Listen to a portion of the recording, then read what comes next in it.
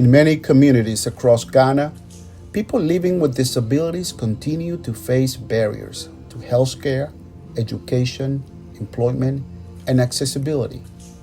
Yet, for 4 decades, one organization has been working to change that reality. This year, Hope for Life celebrates 40 years of supporting people with disabilities, helping them build independence, strengthen their communities, and live with dignity. What began as a small initiative has grown into a network of members, families, and volunteers working together to ensure that disability does not mean exclusion. This is the story of Hope for Life and of the people whose resilience continues to inspire hope. To understand the impact of Hope for Life today, it is important to look back at how it all began and what they aim at. Hope for Life has been in existence for 38 years. It was founded by Father John Thibault, and the idea was to make persons with disabilities self-reliant. He started in Medina on a small scale, and as the years went by, it has grown to have 17 branches with 800 members, both in Greater Accra, Central Region, and Eastern Region. I followed Jean Thibault, the founder, the guy who began Hope for Life.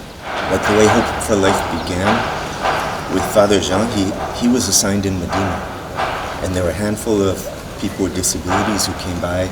He got to know them, and the whole thing was for them to come together, be supportive of each other, encourage each other, listen to each other, and to help lift each other up to be as independent as possible for them. The main aim of creating the group was to make the members self-reliant. We've taken some of our members through vocational training, surgery, we give them startups, and etc., etc. Through training, medical support, and community engagement, the organization works to ensure that people with disabilities have the opportunity to lead meaningful and productive lives. But the work of Hope for Life goes far beyond programs and meetings. To truly understand the challenges members face, the team regularly visits them in their homes and communities.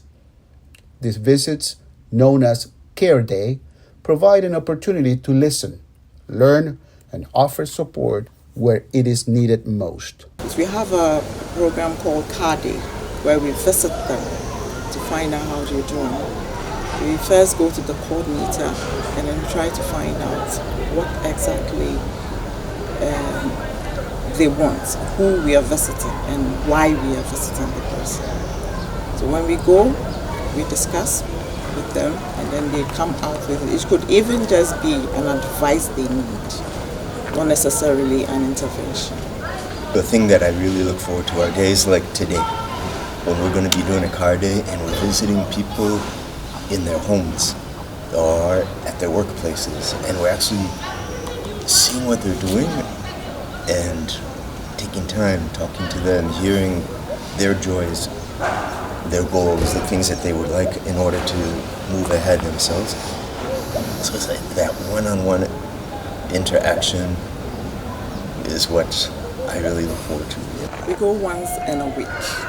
We pick one branch, and then we have to visit 5 members before the close of day. Today, the team is visiting families in the community.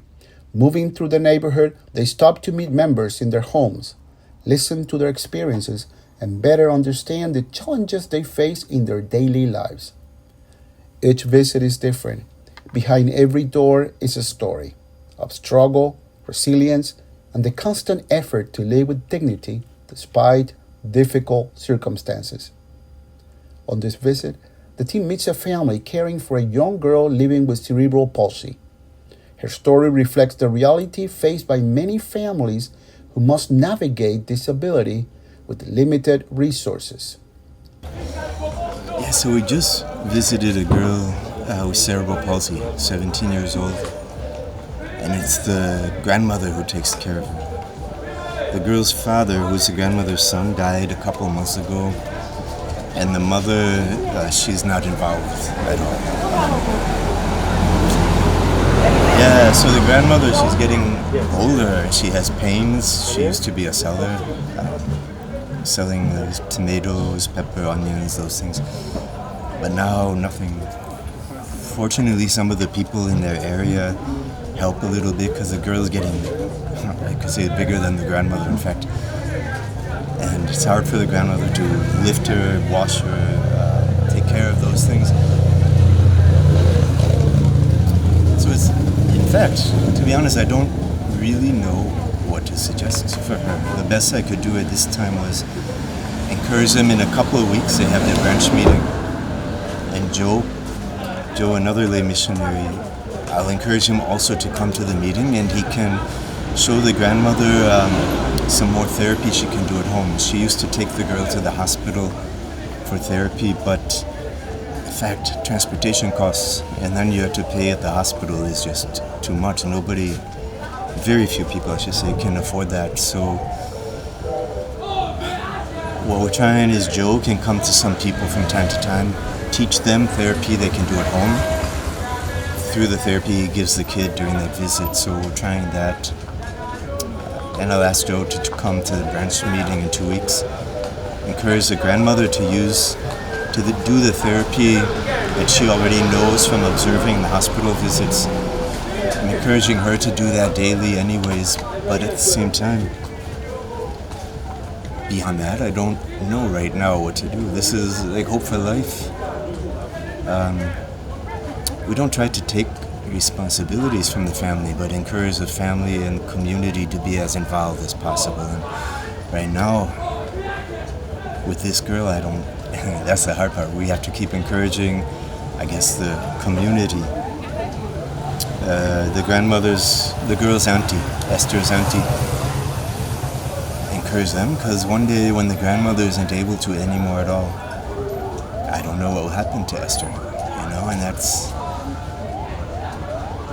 the hard part at times, to figure out solutions when we don't know. We don't have an institution to put her in, for example.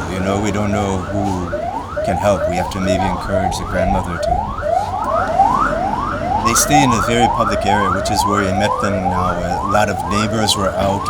It's like a big courtyard, covered courtyard in a way. So for kind of privacy reasons and those things, we didn't do any filming this time. No films at this time, just because it's just for privacy reasons.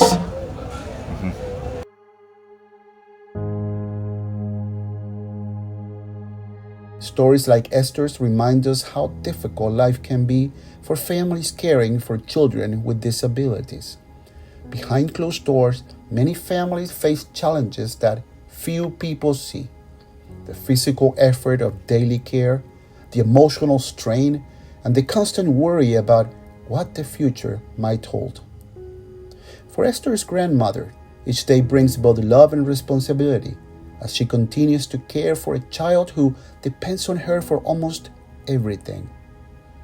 For many families like this, Hope for Life is there to offer support and encouragement. After spending time with the family, the team continues their visits, moving from one household to another across the community. Each visit brings new situations and new requests, but with limited resources, the organization must carefully understand the reality of each family's situation. To do this, Hope for Life works closely with local branch coordinators, people who know their members and their communities well. Their insight helps the team determine where support is needed most. We really rely on the branch coordinators, like Christiana that we're seeing today, to know what's going on with the families, because sometimes everywhere you go, they'll say, oh, they need income boost, or they need a new wheelchair or crutches or something, they need money for something. But we rely on the coordinators to know, for example, that really they have their family all around them. I'm not saying that's the case today. Maybe it is. We'll find out later. But they'll say that they have their family who could help. Their family who is the chief or something. And so sometimes some people won't get the help they're asking for because the coordinator knows that the family needs to step up and our resources are limited. So we try to choose the ones who actually, when we have resources, we try to choose the ones that really don't have the support and need it most. So there will be I don't want to say a hierarchy, but a level of need that we look at with the help of the local coordinators who know the members much more and their family situation. And when the right support reaches the right person, the results can be life-changing. Over the years, many members who once faced overwhelming challenges have gone on to build independent lives, pursue education, and contribute meaningfully to their communities, providing that disability does not define a person's potential. So there have been a lot of really good moments. You know, like people. There was one member we had. She's no longer a member, but she was already going to school when I met her when I came in '96. We ended up hiring her or taking her on to do her national service with us at that time. Meanwhile, she's since gone on. She studied in Chicago, in the U.S., and then she was working in Tamale in the university, and now she's the head of the social welfare department in Legon University. Like over the years, I've seen some who I've known as children, and now I'm back here, and they're the heads of their branch. But meanwhile, when I was here, we were working with them. They were getting surgery so they could walk, maybe with mobility devices. Now they've grown up and they're married, they have families. Some of them have nice jobs. Some of them have less nice jobs, but they still are working on being contributing members to society, to their community, taking care of their families. Behind every success, Hope for Life faces its own set of challenges. Sustaining programs, reaching every member, and providing consistent support is not easy.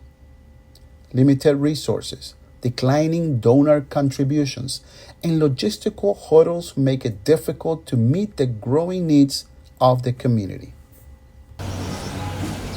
Yeah, not to talk about money, but sometimes it is the finances, because we would love to do more, in fact. And there used to be more donors, and some of the challenges right now, in fact, are that over the last maybe decade, I think a lot of donors that used to be there have gone away. You know, they no longer either exist or exist here in Ghana or are no longer donating. I think it's something seen around the world. So right now we're working on building up, hoping to become a little more self-sufficient financially with some income-generating projects. Because there are some kids whose families can't afford what's needed for school. There's some who had to stop their vocational training because their family couldn't continue to pay it. There's some who definitely need improved calipers, leg braces, special shoes, wheelchairs, boosts for their business, or even a startup for their business. So there's more we want to do, and that's the challenge, to see all the possibility there, but not have the means to meet all those goals, all those dreams we have. At the end of the day, donors would like to give it to Ghana Federation than to give it to the small organizations. And that is where the work is becoming difficult. So at the end of the day, persons with disability are really looked down in Ghana. Things are a bit difficult. The rich are complaining, yes, but what about persons with disability? There's no one to complain to. So some resort to begging on the streets. Despite these challenges, the mission of Hope for Life continues. For decades, the organization has remained committed to supporting people with disabilities and advocating for greater inclusion in society. Looking ahead, there is every reason to believe that their work will grow stronger, reaching even more people in need. And through all that effort, the determination and the resilience of both members and staff, one thing becomes clear: there is hope. I really see hope that core value gets reinforced, that everybody knows that, and when they talk about Hope for Life, they understand that's what Hope for Life is. It's a support group that brothers and sisters loving each other, caring about each other, encouraging each other. That's the spirit that we need to, that we can rebuild stronger than it is right now. No, it's a great project. I really love this project. I love this project. It's home. There's great people I work with here. They're good people. They're inspiring.